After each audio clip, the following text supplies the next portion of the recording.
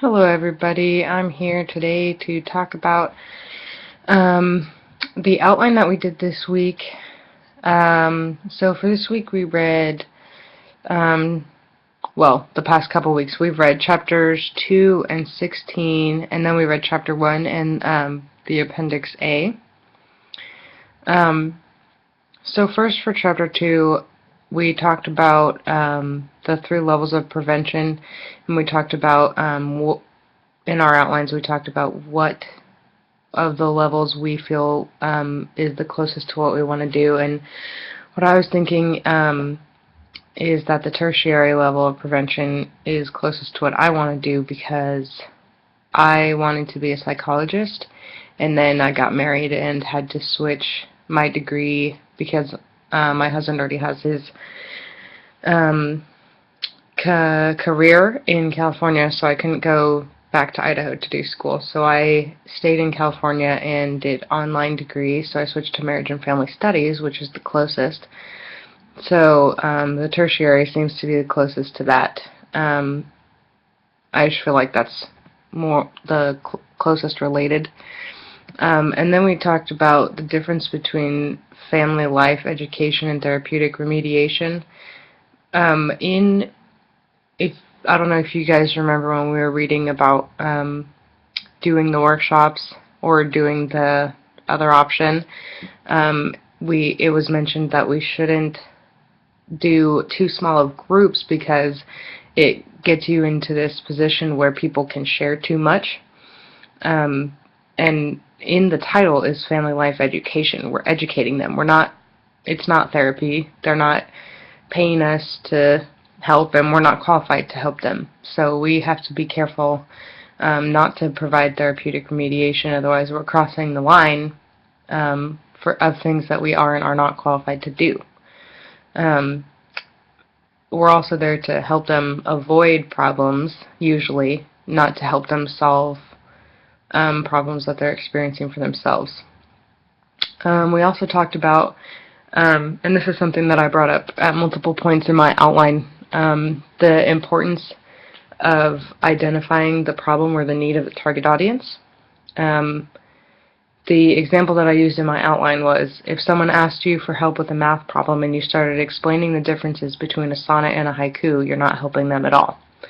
So if people are coming, so let's say we're doing the workshops, if people are coming to the workshops, we have to be able to give them the information that we said we were going to give them. If they're coming for help with like strengthening their marriages, and we start talking about I don't know, something totally unrelated, then it's totally unrelated and we're not helping them. So knowing the problem that the audience is going to be facing is really important. We also talked about how we're not going to be able to do an extremely thorough assessment of our audience needs because we just don't have that broad aspect that we would have if we were doing it in like real life, I guess. So, but we still have to address the needs because we talked about how that's important. So we still have to do that. And so the way we can do that is by now, I'm doing the workshop. So I'm building my workshop, and then people who are interested are coming to me, not the other way around. So that they're the ones who are determining their need for it, instead of me going to them and trying to figure out their need. So then we moved on to chapter 16, and I talked about how my initial thought for marketing family life education is that it's not something that people would be too interested in. When I hear family life education, I think of like the family life from like elementary school or middle school or even high school, where we just talk about like birth control and that kind of stuff. It was all that kind of thing. And so when you first hear that, it doesn't seem like things that adults would be interested in, because we already learned all that years ago. But as we were doing the readings, I realized that it actually does help a lot of people. I mean, obviously, through the major, you wouldn't be doing a major that you're not interested in. So, by marketing Family Life Education, we're showing people that they're not the only ones who feel like they don't have answers to things.